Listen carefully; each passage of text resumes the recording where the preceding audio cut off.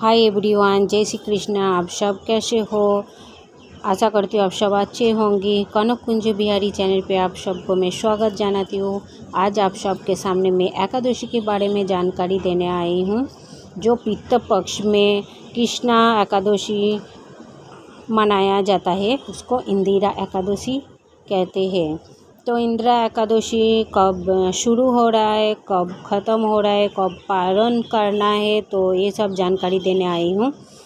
तो चलो मैं स्टार्ट करती हूँ। एकादशी शुरू होगा दशमी तिथि, मतलब 20 सितंबर को मंगलवार रात को 9:26 से शुरू होकर तो शुरू हो जाएगा।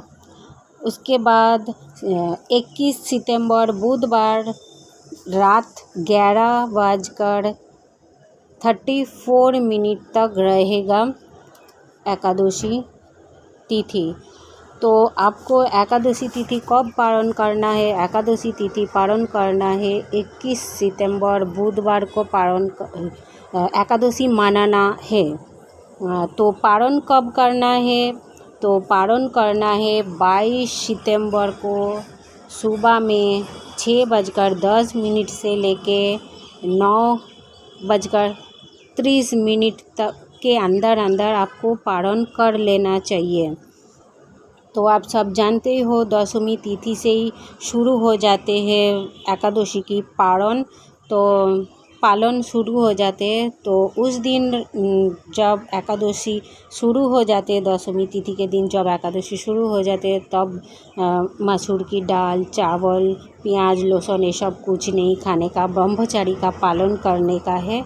तो दशमी तिथि ख़त्म होने के बाद जब एकादशी तिथि के दिन आता है, सूर्योदय हिसाब से ही एकादशी तिथि या कोई भी पूजा मतलब उसी दिन मनाया जाते हैं।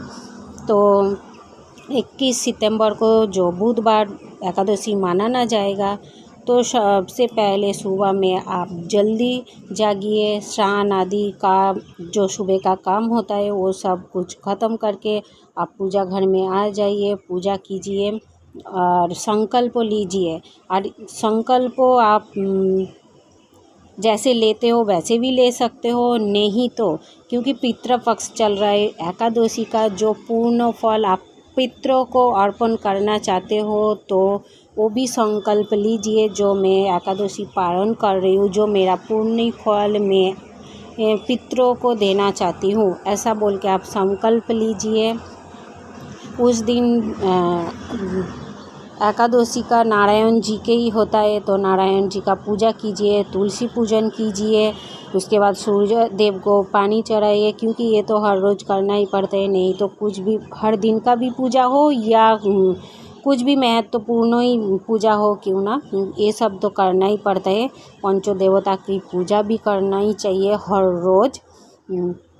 तो आप पूजा कीजिए और उस दिन आप गौ माता को भोजन करवाइए।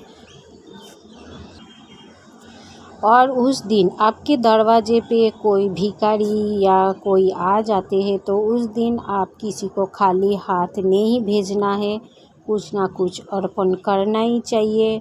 और उस दिन आप विष्णु सहस्त्र नाम या श्री गोपाल सहस्त्र नाम का पाठ कर सकते हो, तो प्रभु बहुत प्रसन्न होता है।